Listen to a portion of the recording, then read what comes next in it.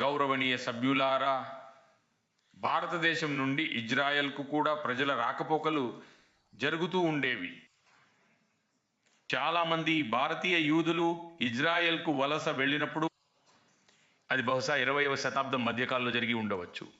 కానీ ఈరోజు ఇక్కడ ఎంతో చైతన్యవంతమైన భారతీయ మూలాలున్న వారు యూదు సమాజం నివసిస్తోంది. ఆధునిక ఇజ్రాయెల్ నిర్మాణానికి సహకరించారు. ప్రయోగశాలలలోనూ మరియు ఆసుపత్రులలోనూ, వారు తరగతి గదిలో మరియు అంతేకాకుండా యుద్ధ భూమిలో కూడా తమ సేవలను అందించారు. వారు ఎంతో గట్టిగా నమ్మే విషయం ఏమిటంటే ఇజ్రాయెల్ వారి పితృభూమి అని, అలాగే భారతదేశం వారి మాతృభూమి అని వారు భావిస్తారు.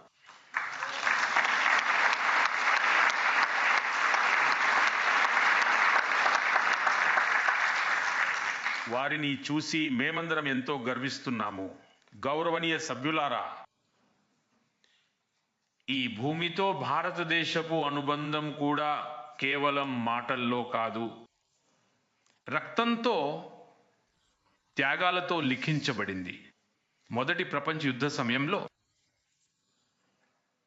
4000 మందికి పైగా భారతీయ సైనికులు ఈ ప్రాంతంలో తమ అమూల్యమైన ప్రాణాలను అర్పించారు. హైఫా వద్ద జరిగిన ఒక చారిత్రాత్మక అశ్వికదళ దాడి 1918 సెప్టెంబర్లో నేటికి సైనిక చరిత్రలో ఒక అత్యంత ముఖ్యమైన అధ్యాయంగా మిగిలిపోయింది. మేజర్ ఠాకూర్ దల్పత్ సింగ్ గారు చిరకాలం గుర్తుండిపోయారు. ఇది మన ఉమ్మడి చరిత్రకు ఒక గొప్ప నిదర్శనంగా నిలుస్తుంది. నా గత పర్యటనలో నేను చాలా భావోద్వేగానికి గురయ్యాను. భారత సైనికుల కోసం నిర్మించిన హైఫా స్మారక చిహ్నం వద్ద నా గౌరవాన్ని తెలియజేయడానికి వెళ్ళినప్పుడు, గౌరవనీయ సభ్యులారా, గత నెలలో ప్రపంచమంతా ఒక ముఖ్యమైన రోజును జరుపుకుంది. అది అంతర్జాతీయ హోలోకాస్ట్ రిమెంబరెన్స్ డేని